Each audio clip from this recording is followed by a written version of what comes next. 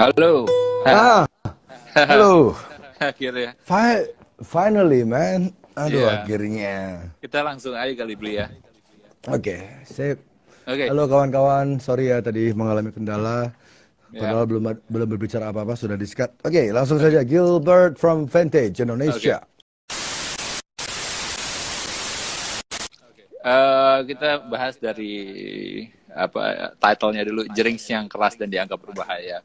Kalau menurut Oke. kamu sendiri, Bli, kamu suka nggak sih dianggap untuk berbahaya dan keras dan apapun itu? Kamu anggap itu sebagai komplimen atau sebuah cacian? Jujur, Ya. saya harap apapun predikat, apapun predikat yang melekat sama saya itu Mhm. bekerja sesuai dengan tujuannya. Oke. Ya, you got me? Ya, ya, ya, ya, ya. Ya, jadi saya sebenarnya nggak peduli predikat saya apa. I don't really care. Mhm. Because obviously banyak orang di Indonesia yang pikir saya tuh cuman bacot. Ada banyak orang Indonesia yang pikir saya tuh tidak berpendidikan, cuman ngandelin pansos, whatever. Tapi tidak semua seperti itu. Jadi predikat saya tuh terserah. Saya adalah sebuah persepsi. Tapi selama predikat itu bekerja sesuai dengan apa yang dimaksud, so itu it's okay for me. Ya. Jadi ya Jadi misalnya Gilbert, misalnya saya dicap orang yang kritis, misalnya nih, ya. saya nggak pernah nganggap diri saya itu orang yang tanda kutip kritis ya. Saya anggap diri saya itu nggak sekritis. Banyak orang yang lebih kritis dari saya. Gitu. Ya. Tapi ketika orang-orang lain menganggap saya kritis, tapi di di di persepsi mereka, di persepsi mereka kekritisan saya itu bagus, so Ya. it's good. Ya. Dan jika di persepsi mereka kekritisan saya itu mengancam sesuatu yang curang yang mereka lakukan, itu bagus. Oke. Jadi image yang tanda kutip mungkin negatif atau keras ini saya nggak masalah selama ia bekerja sesuai dengan fungsinya. Ya. Ruwet Oke. ya jawabannya. Nggak, aku ngerti sih. Aku ngerti Yeah, seperti that's good. sama halnya seperti kayak ketika kamu ngomong soal agama itu konspirasi. Aku ngerti maksud kamu. Mm-mm. Karena buat saya sendiri pun, saya pribadi semenjak apa ya, coba untuk ceritain dulu ya kenapa saya juga tertarik sama konspirasi itu. Sebenarnya ada triggernya pasti, sama seperti kamu juga pasti ada triggernya. Kenapa kamu juga sampai ada tato di sini konspirasi? Betul Itu sekali. pasti ada yang men-trigger kamu untuk kayak pengen tahu info-info apa aja yang selama ini kita dijejali, yang ibaratnya dicoba untuk di brainstorm dari kita kecil. Terus kita menemukan fakta yang berbeda dengan ibaratnya kita mencoba untuk gali itu sendiri.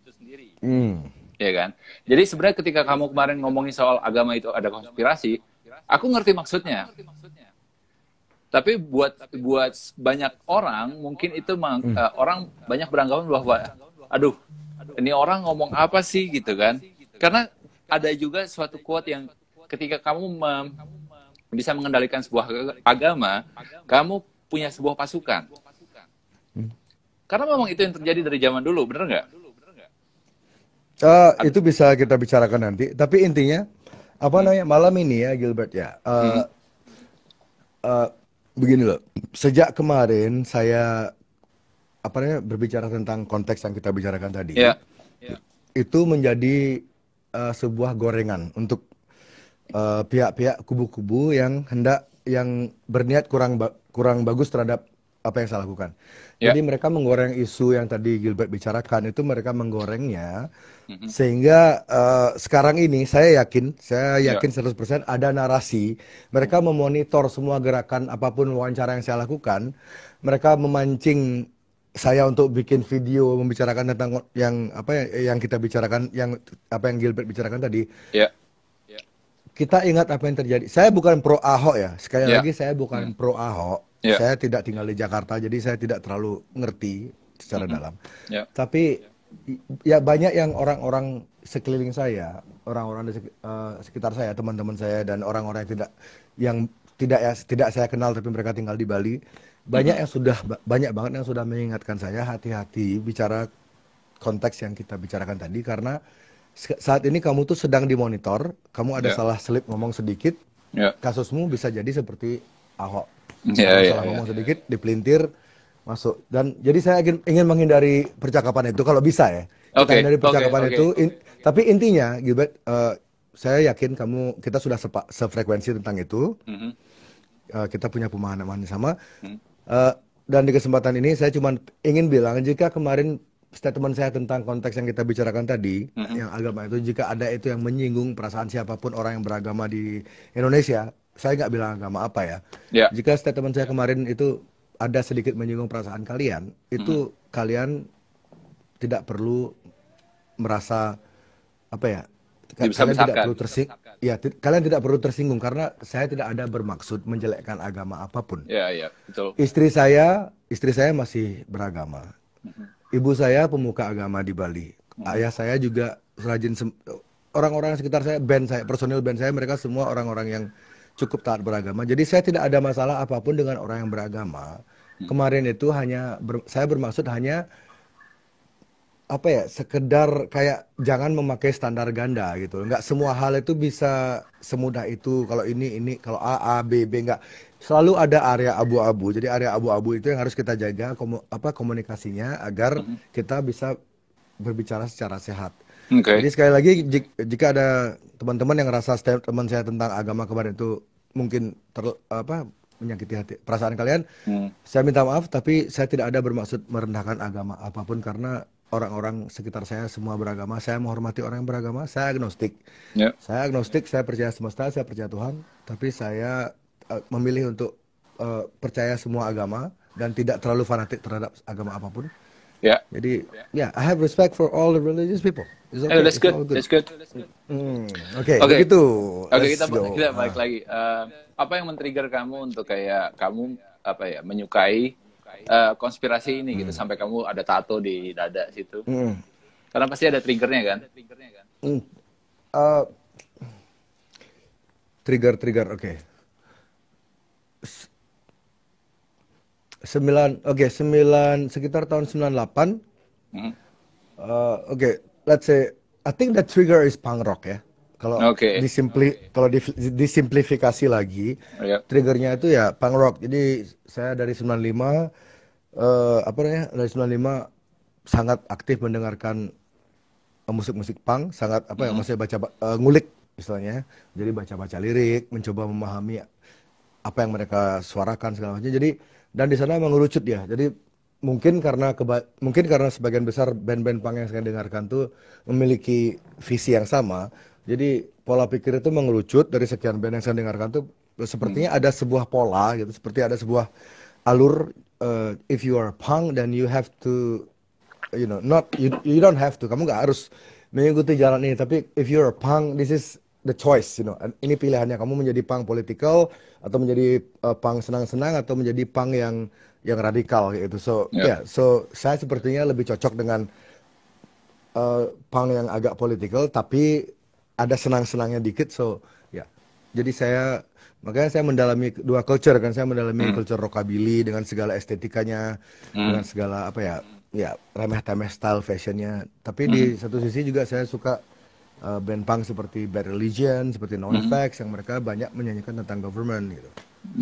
That's the trigger, music.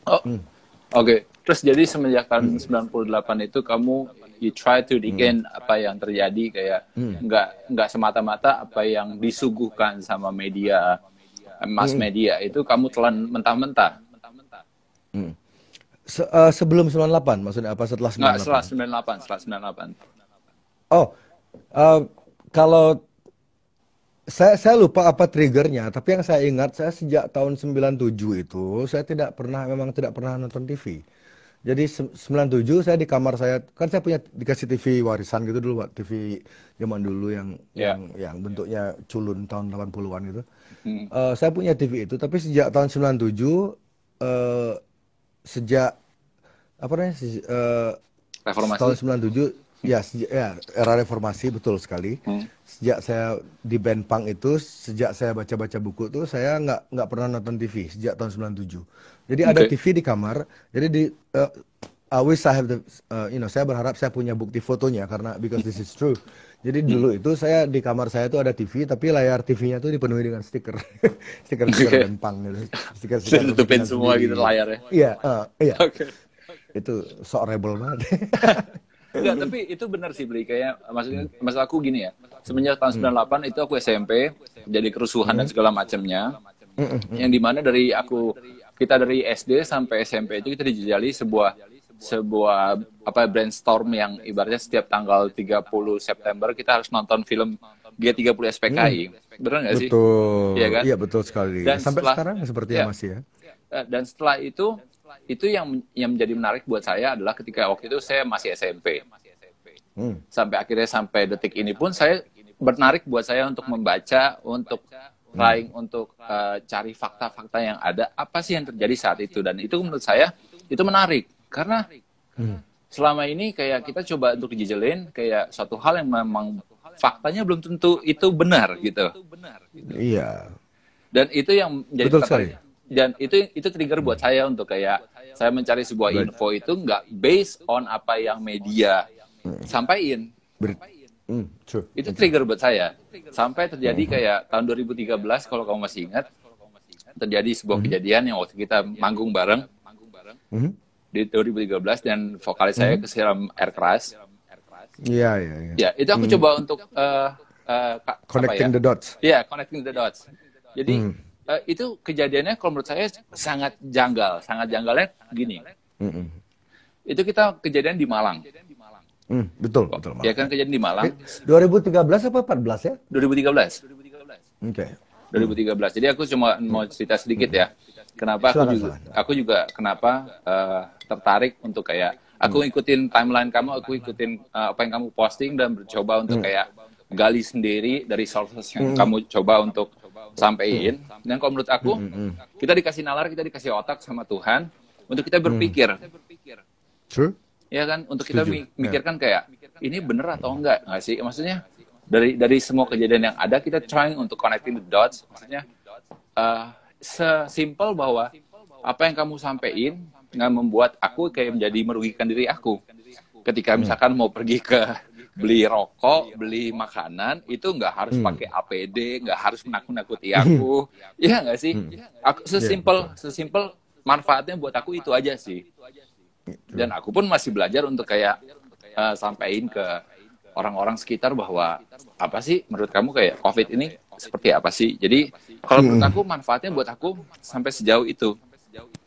Karena mungkin karena buat aku kayak mungkin nggak semua orang mempunyai kayak keberanian seperti kamu untuk menyampaikan langsung secara frontal. Itu bukan keberanian sih kalau menurut saya. Oke, itu apa menurut kamu?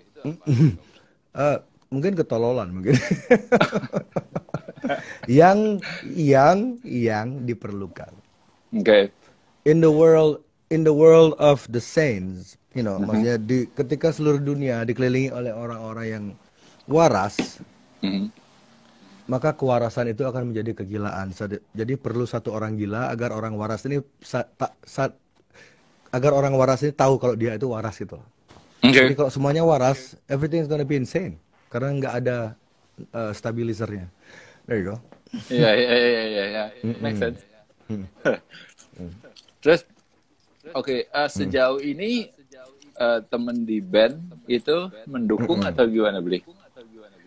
Ya, kalau Bobby sama Eka, saya yakin mereka itu sebenarnya sangat-sangat setuju jika media massa mainstream memang terlalu melebih-lebihkan gitu.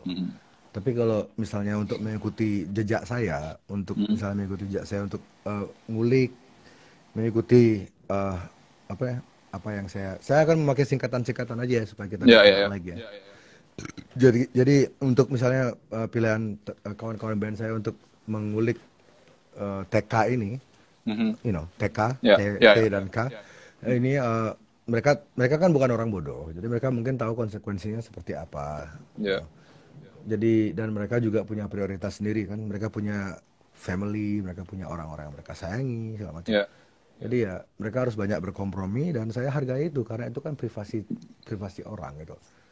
At the end of the day misalnya, soalnya saya mikirnya gini, kalau at the end of the day nanti misalnya rekan-rekan band saya itu sakit ketika mereka tua,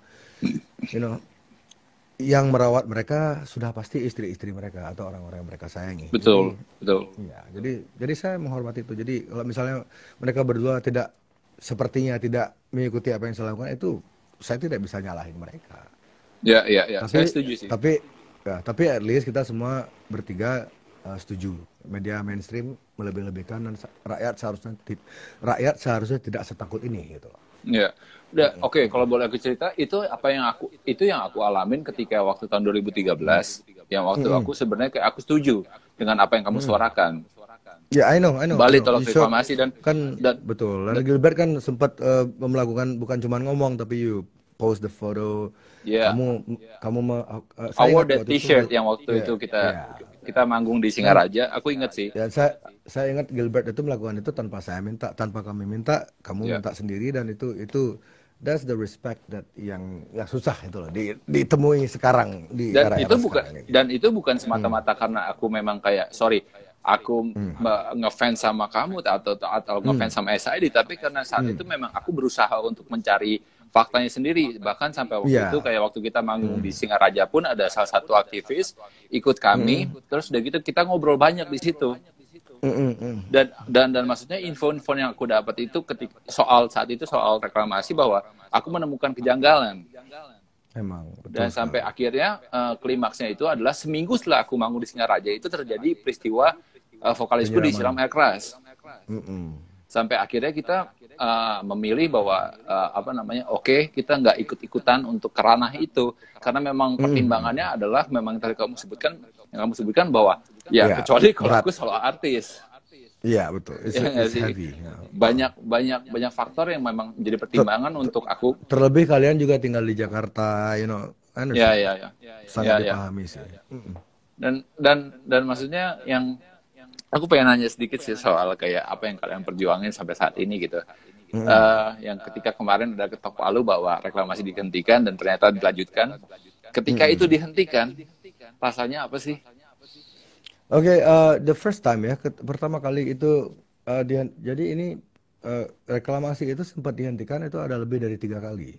Oke. Jadi pertama kali dihentikan oleh Mangku Pastike, ternyata itu saya lupa kronologinya, tapi yang jelas itu dia bilang ke media reklamasi batal, tapi ternyata ada apa terms and condition gitu loh, kayak ada ketentuan dan syarat dan ketentuan berlaku.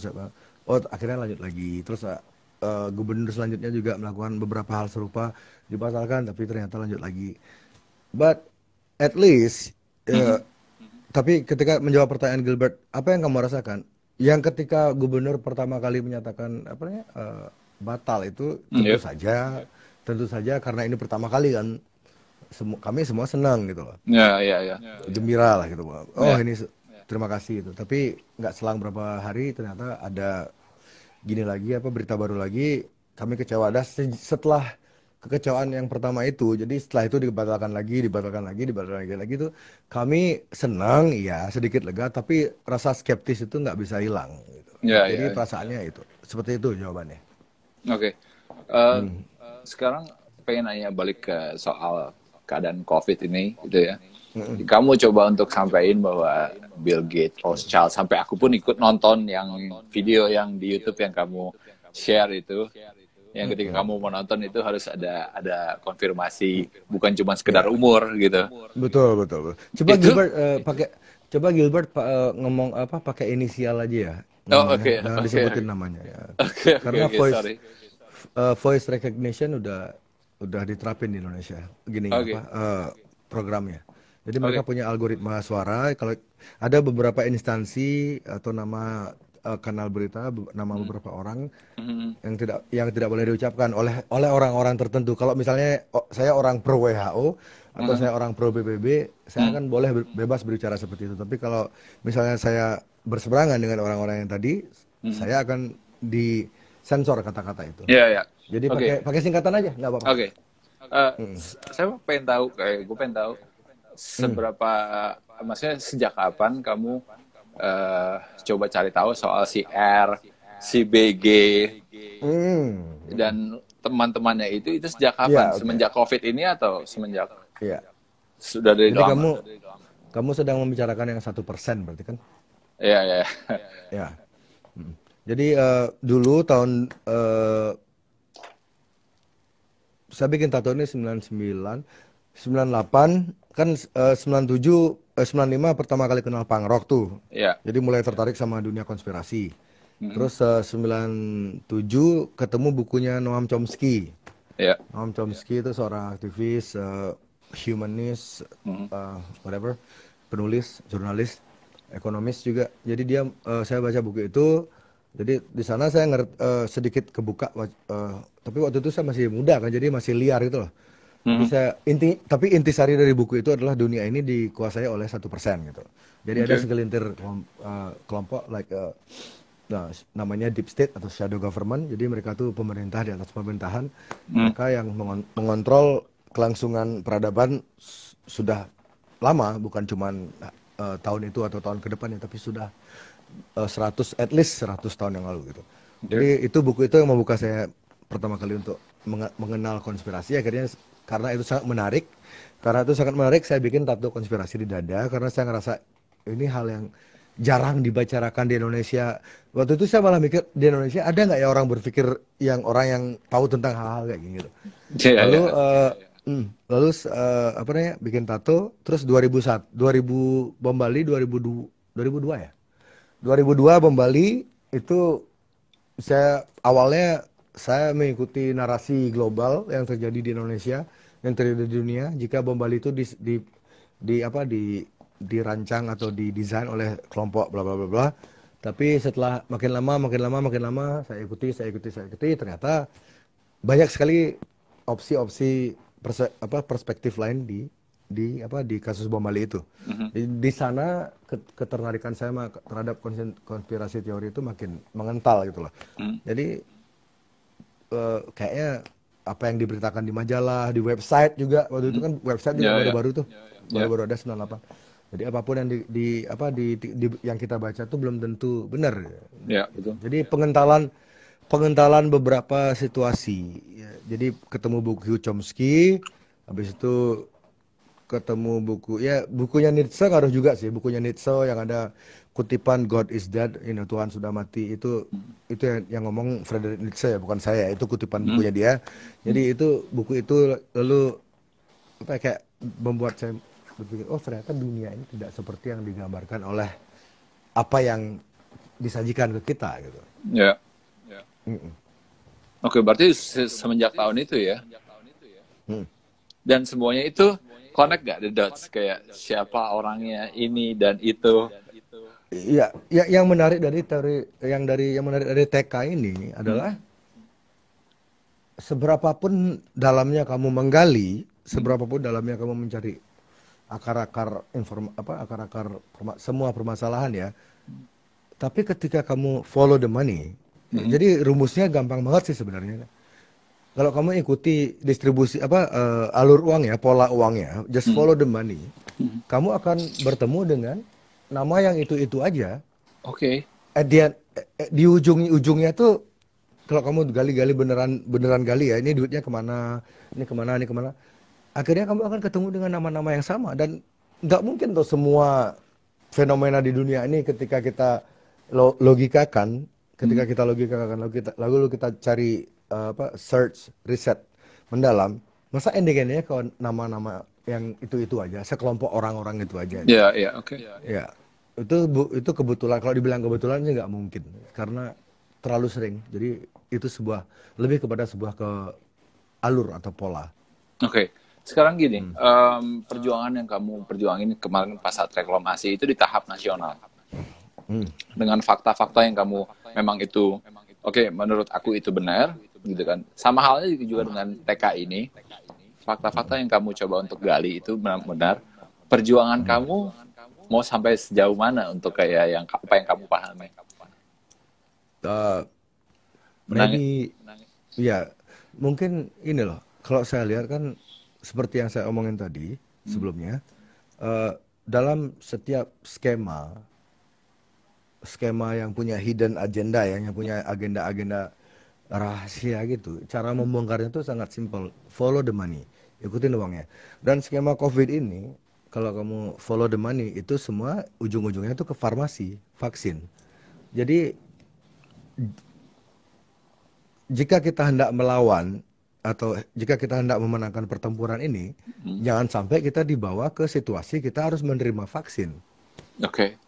Ya, sekarang saat ini apa yang mereka lakukan agar orang-orang atau apa yang mereka lakukan agar masyarakat dunia ini menerima vaksin? Yang mereka lakukan saat ini adalah satu, membuat orang-orang terbiasa diam di rumah. Ya. Ya. Dua, bagaimana cara membuat orang-orang diam di rumah? Sebarkanlah ketakutan. Ya. Ya. Ketika ketakutan sudah berhasil, media massa, media mainstream sudah menjadi instrumen untuk menakut-nakuti dunia. Keempat, lakukanlah bikin psikologik orang-orang ini, manusia seluruh dunia ini, bikin psikologi mereka tuh agar mereka menerima, agar mereka bosan. Jadi desperate, how to make people desperate. Jadi sekarang ini narasi yang terjadi adalah bagaimana membuat masyarakat bumi, masyarakat dunia ini desperate, benar-benar putus asa, sehingga mereka benar-benar akan melakukan apa saja. Mereka akan melakukan literally doing anything. So human race akan tiba di, ini rencana mereka ya, human race akan tiba di satu titik di mana human race, ras manusia akan tidak punya opsi lain karena mereka saking bosennya di rumah, saking tidak bisa survive-nya di rumah, saking tidak punya pilihan di rumah, saking kesepiannya, saking mumetnya, stresnya di rumah, akhirnya mereka tiba di titik saya rela diapain aja, yang penting kehidupan bisa kembali normal. Ya. Jadi kita semua saat ini seluruh dunia digiring ke titik itu. Ya.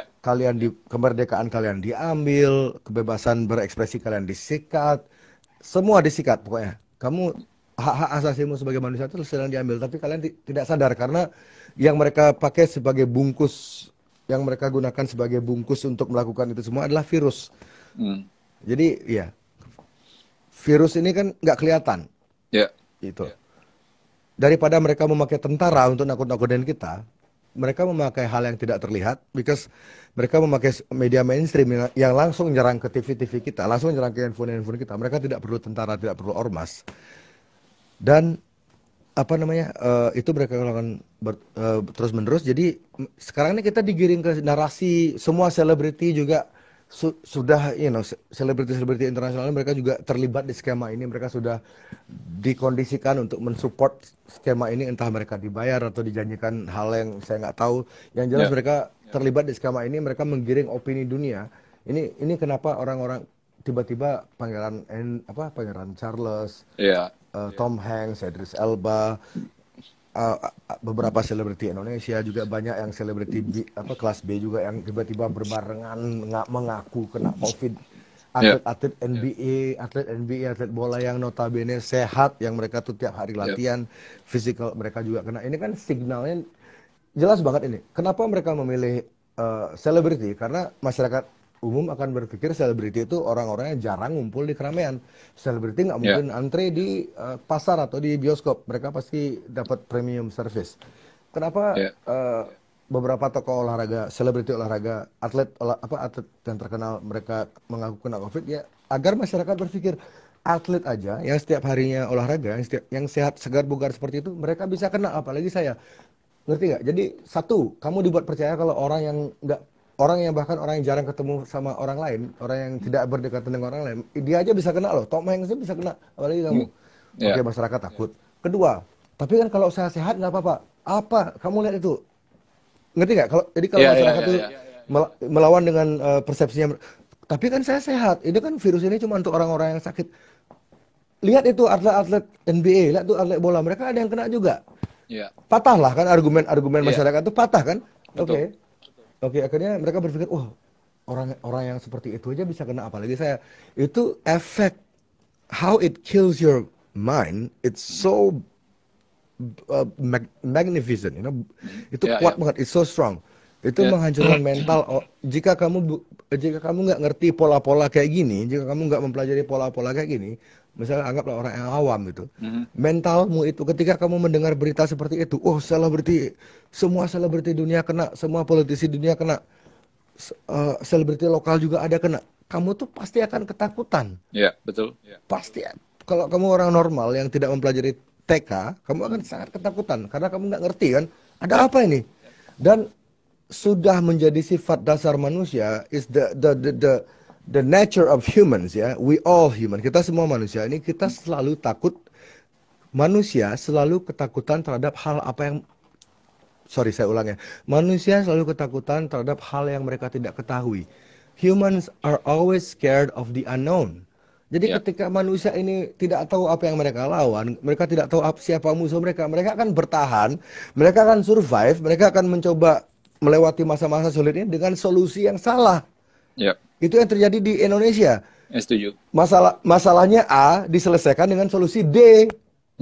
So jadi nggak selesai masalahnya. So like Rage Against the Machine nyanyi lagu ini, know your enemy, Rage Against the Machine, you love that band, Know your enemy. It's so important to know who's the enemy. Dan kadang-kadang menyerang adalah pertahanan terbaik. Kalau kamu cuma bertahan, sumber dayamu tuh akan dikuras semua. Kalau kita cuma bertahan mengikuti instruksi WHO, itu inisial. Maksud saya mengikuti instruksi WHO, mengikuti instruksi pemerintah, ya kita akan bersama-sama digiring dari kelas ini ekonomi AB ini, AB. Ini CD kan. Ini sekarang kan konsepnya sekarang kan kita harus survive, saling support, masyarakat harus bersatu saling bantu kan. It sounds beautiful. Terdengar indah ya, terdengar terdengar mulia, betul.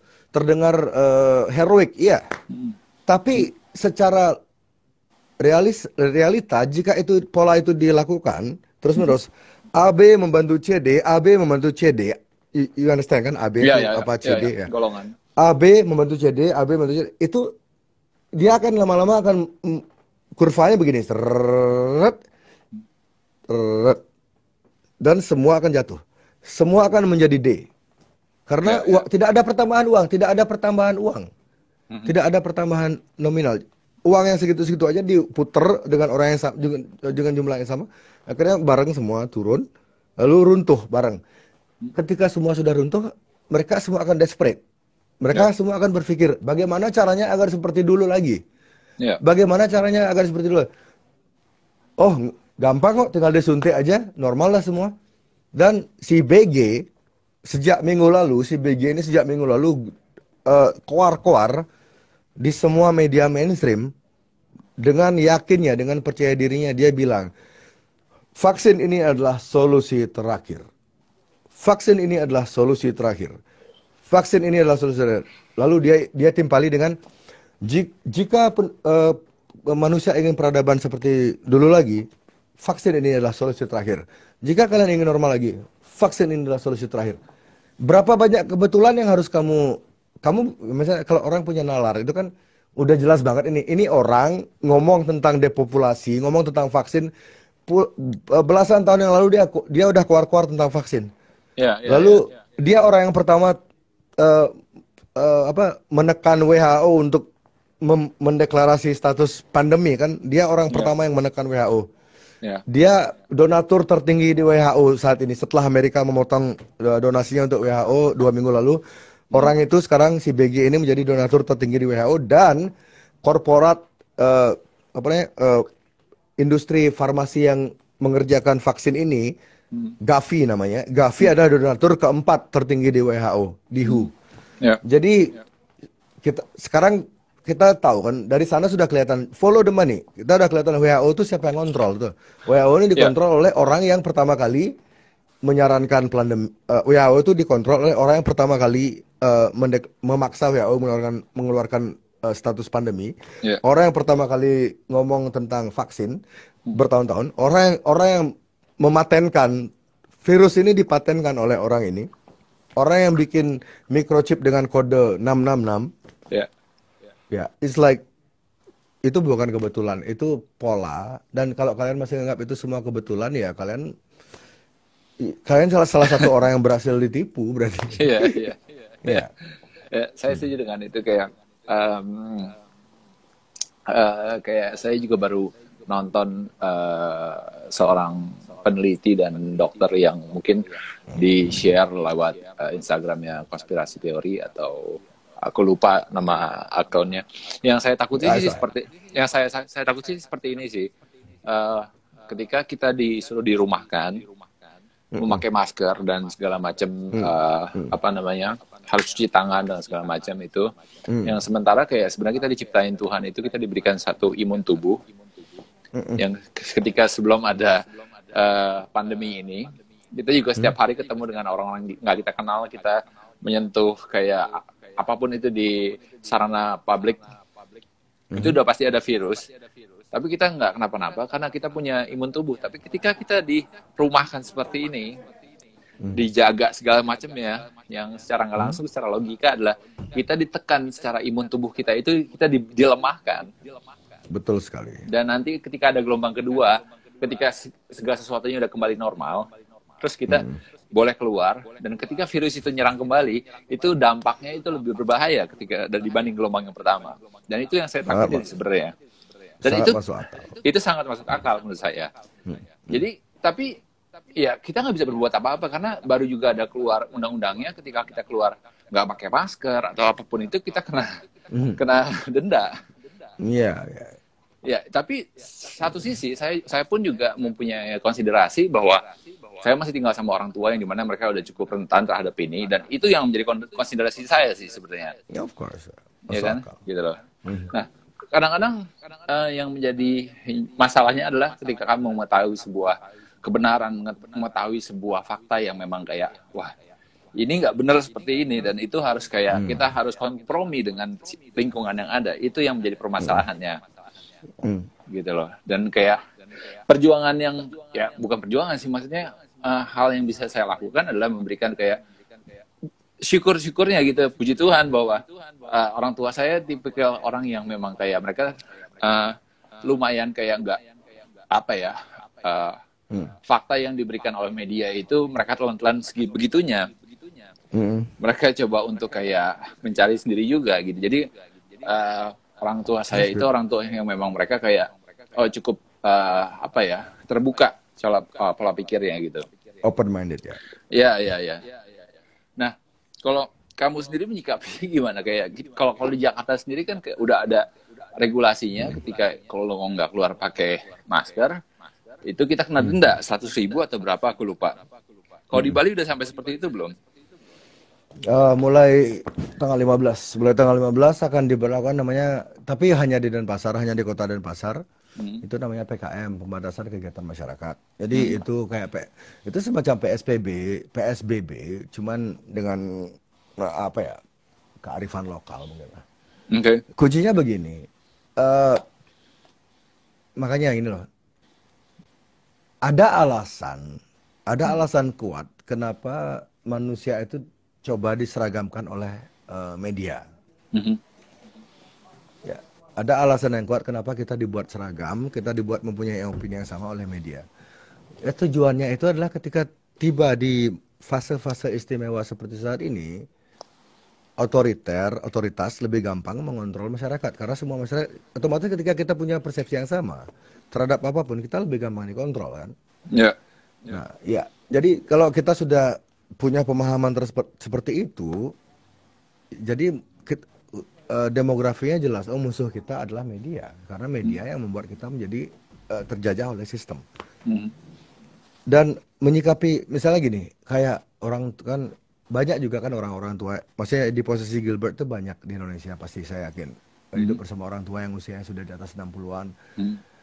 Tapi balik lagi ke yang pembahasan yang saya bilang sebelumnya, tidak semua yang diberitakan di media atau dibicarakan oleh dokter atau orang yang bergelar itu tidak yang ada di TV atau di mainstream media, terutama di mainstream media, itu belum tentu benar. Karena contoh kasusnya COVID ini ya, mungkin di Indonesia dan di beberapa negara COVID ini sudah berhasil menakut-nakuti banyak orang karena media berhasil menciptakan persepsi yang luar biasa mengerikan tentang virus ini. Padahal faktanya jumlah orang yang sembuh sangat banyak. Persentase meninggal karena sakit ini, meskipun kamu sudah rentan usiamu, sangat tinggi. Dan yang paling penting adalah menurut beberapa ilmuwan di negara-negara maju yang ilmu sainsnya, ilmu kedokterannya lebih tinggi daripada Indonesia, menurut beberapa dokter dan ilmuwan di sana, virus ini belum bisa, ingat ya, virus ini Ya, belum bisa dinyatakan sebagai penyebab kematian. ya, Ya, itu penting banget. Dan ilmuwan-ilmuwan ini, dokter-dokter ini, yang mereka mempunyai hasil riset sendiri, hasil studi mereka sendiri, mereka sama sekali tidak pernah diberi ruang, diberi panggung di mainstream media. betul. Padahal mereka tidak hanya satu atau dua orang, mereka banyak loh. Ada mungkin kalau mereka mau semua bersuara mungkin ribuan jumlahnya. Tapi kan yang nekat ini cuma sedikit dokter-dokter yang nekat yang berani ini. Dan kenapa pendapat mereka tidak didengarkan? Kenapa media-media kompak? Kenapa media-media mainstream kompak untuk tidak memberi orang-orang seperti mereka panggung? Balik lagi ke alasan tadi ke belakang lagi, karena media internasional itu dimiliki oleh enam perusahaan utama. Oke, Kalian bisa 6. oke. Oke. Jadi 6 perusahaan raksasa media ini memiliki ratusan mungkin ribuan anak-anak media yang lainnya. Betul. Ya, Jadi meskipun kita itu punya ilusi, kita tuh terkesan punya pilihan kan, mau percaya sama majalah A, mau percaya sama majalah B, mau percaya sama channel berita A, B, kita seolah-olah diberi pilihan, tapi sebenarnya narasi mereka sama. Karena oke. 6 company yang memegang informasi global seluruh dunia ini, mereka juga dekat dengan pemodal-pemodal di farmasi. Jadi Ya, mereka lingkaran orang-orang yang sama, dan kemungkinan besar mereka juga punya saham di dunia farmasi. Makanya kenapa selama ini WHO itu disupport penuh oleh uh, search engine yang berinisial G, oleh platform media microblogging berinisial T, lalu untuk IG. Jadi apapun yang bernarasi melawan WHO, konten-konten apapun tuh dengan sangat mudah di take down. ya. Tapi ketika BG, jadi ini kita tiba di era yang lucu sekarang nih, Gilbert. Gimana? BG, seorang mantan penjual software komputer, berbicara tentang kesehatan global dan Persis, diberi dia bukan panggung dokter. sebanyak, bukan. Dan dia diberi panggung yang sangat banyak oleh media-media yang paling berpengaruh di dunia. Ya, Sementara dokter-dokter, ilmuwan-ilmuwan yang tidak setuju dengan narasi BG disensor semua dari semua platform media sosial. Itu kalau itu bukan masalah, jika itu tidak membuat kamu bertanya-tanya ada apa dengan dunia ini, maka yang gila itu bukan saya tapi kamu, iya, gitu iya, loh. iya, iya. Oke, sampai sejauh ini kayak ada nggak teman-teman terdekat kamu yang kontra dengan kamu? Yang kontra lebih banyak diam sih. Oke, berarti nggak Iya, ada argumen apapun ya? ya mungkin gini loh. Yang kontra tuh belum tentu, kalau saya lihat ya orang-orang yang kontra dengan TK tuh belum tentu mereka tuh nggak tahu TK. Hmm. Nah, jadi bisa jadi kalau menurut analisa saya pribadi, orang-orang yang tidak setuju sama saya tuh bisa jadi mereka tuh seorang realis gitu loh. Jadi mereka tahu TK itu ada, Ya. mereka tahu skemanya, mereka ngerti, cuman mereka realis. Jadi mereka sadar kalau saya ngelawan, saya juga nggak akan bisa ngubah apa-apa. Like ini akan percuma, justru akan membahayakan orang-orang di sekitar saya. Jadi saya memilih untuk pura-pura tidak tahu. Itu banyak orang kayak gitu. Dan Oke. saya yakin selebriti-selebriti Indonesia, musisi-musisi Indonesia itu rata-rata sudah tahu tentang hal ini. Mostly, I believe that. Oke, terakhir deh, Bre. Pengen nanya, menurut kamu apa sih yang idealnya, menurut versi Jerings ya, ya yang idealnya menurut kamu negara ini harus lakukan dalam menghadapi COVID ini? Nah, balik lagi ke cita-cita luhur Presiden pertama Indonesia, our founding father Insinyur Ya, Soekarno. ya, ya. Jadi beliau, Presiden Soekarno dari dulu, sejak awal, sejak Republik ini berdiri, sangat ingin agar Indonesia keluar dari aliansi dengan inisial PB2. Oke. Ya, oke. Jadi Soekarno sangat ingin Indonesia keluar dari PB2. Mhm. Dan Soekarno, kita semua tahu, kita semua sepakat Soekarno bukan orang bodoh. Keren, Dia itu orang sampai keren. dia sampai ngotot seperti itu pasti ada alasan besar. Ya, Dan satu-satunya presiden dunia, pemimpin dunia yang setuju dengan Soekarno untuk perihal tersebut adalah presiden Amerika yang dibunuh dengan inisial 3 huruf. ya, Ya, dan mereka berdua memang dikenal sejak dulu sebagai dua pemimpin yang sangat tidak setuju dengan yang namanya deep state atau shadow government atau the 1% atau apapun itu. Mereka sangat melawan itu. Mereka tidak setuju dengan yang ada yang namanya persatuan bangsa-bangsa. Mereka tidak setuju karena mereka tahu persis semua institusi-institusi tersebut, institusi PB2 itu, ya, institusi WHO itu semua ya, yang lain juga mungkin ada apa namanya, kan banyak tuh anak cabang ya, organisasinya yang UN itu tidak pernah dibentuk untuk kepentingan anggota-anggotanya. ya, Tujuan utama instansi-instansi itu dibentuk adalah untuk melanggengkan monopoli para founding fathernya, para pembentuk utamanya. Dan kalau kamu dalami lagi siapa founding fathernya PB2, siapa founding fathernya WH0, ya, cari lalu kumpulkan, pertemukan titik-titiknya. Itu aja namanya, kok balik lagi namanya orang-orang itu aja. ya, ya, It's like ya, it's crazy. Kamu dalami sejarah Nazi Jerman. Kamu cari siapa pemberi dana terbesar ke Nazi Jerman. ya. Dalami lagi, titik-titik hubungkan lagi. Ketemu lagi orang-orang yang sama. Itu gila Nggak, sih, itu it's gila sih. crazy like that. Dan kita sampai sekarang mikir, oh itu pahlawan, ini penjahat. Dude, sejarah di mana-mana, sejarah apalagi namanya sejarah nasional, apalagi sejarah dunia. Sejarah selalu ditulis oleh pemenangnya. Pemenang selalu punya kesempatan untuk menulis cerita yang hendak dia bagi ke generasi selanjutnya. Dan orang-orang yang dikalahkan, meskipun mereka benar, tapi ketika mereka dikalahkan, mereka akan punya keterbatasan untuk membagikan cerita versi mereka. Sama dengan apa yang terjadi di internet saat ini.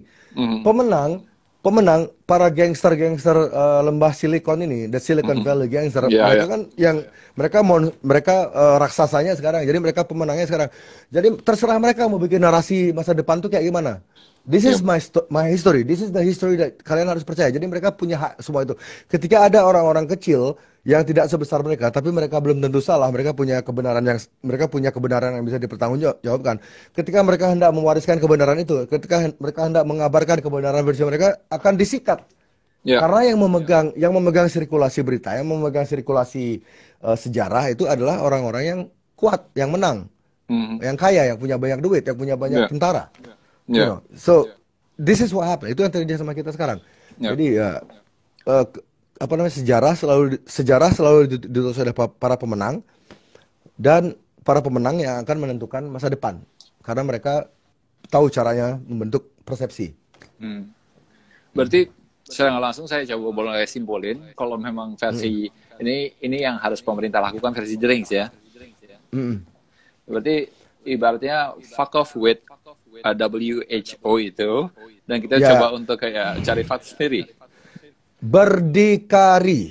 Balik lagi ke Ya, kata-kata Soekarno, berdikari, berdiri di atas kaki sendiri. ya, Tapi caranya itulah kenapa Indonesia ini seharusnya di masa-masa kayak gini kita tuh semua itu harus bersatu. Semua harus kompak. Lupakan dulu sekat-sekat suku, agama, ras, budaya. Lupakan sekat-sekat itu. Kita semua bersatu. Kita semua punya musuh yang sama. Kita satukan frekuensi.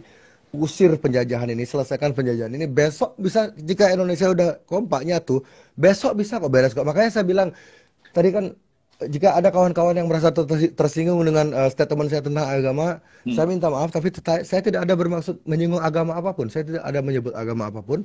Mari kita lupakan masalah itu. Mari kita fokus ke penjajah yang sebenarnya. Kita lawan mereka bersama. Lalu kepada kawan-kawan musisi, selebriti, selebgram, siapapun itu yang punya banyak followers, yang influencer. apalagi yang influencer yang punya jutaan-jutaan followers. Kalau kita melakukannya bersama-sama, mungkin kalian banyak yang takut ya, mungkin kalian banyak yang takut ini nanti saya gimana. Tapi kalian lupa, if we do it together, jika kita semua melakukannya berbarengan, musuh kita ini akan bingung siapa yang akan disikat. So Ya. akhirnya mereka akan menyerah.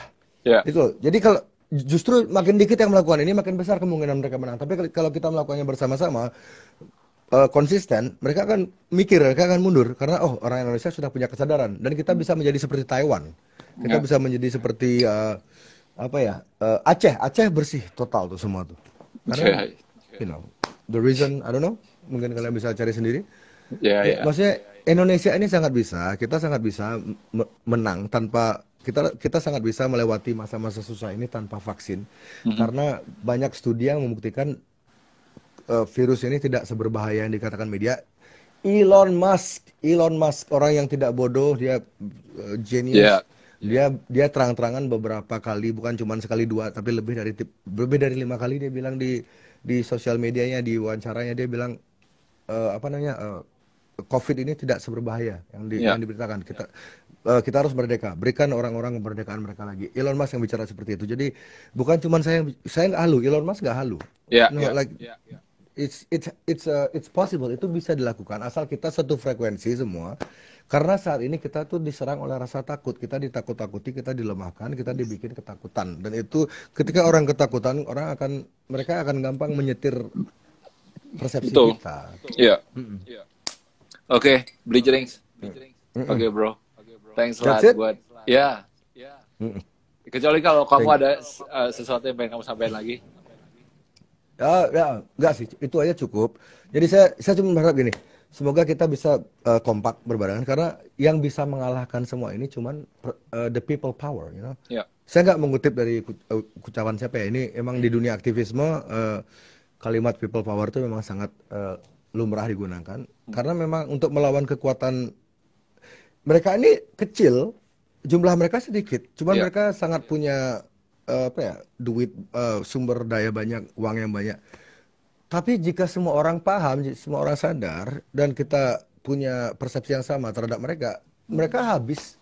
Dan betul, setuju. Jadi gimana caranya kita bareng-bareng menciptakan kesadaran ini, kepekaan ini, kita ajak masyarakat bersama-sama untuk terbiasa berpikir open-minded, terbuka, mencoba mencari persepsi lain. Semoga kita bisa berhasil melewati masa ini tanpa harus tunduk kepada vaksin. Intinya educate yourself ya. Educate yourself and then share. Ya. Oke, Bri. Thank you banget. Thank you. Buat malam ini. It's a good talk. Ya. Thank you. Gilbert, sehat-sehat selalu. Nanti kita mungkin sama-sama bicara lagi di acara lain. Oke, thank you. Thank you. Bye. Bye.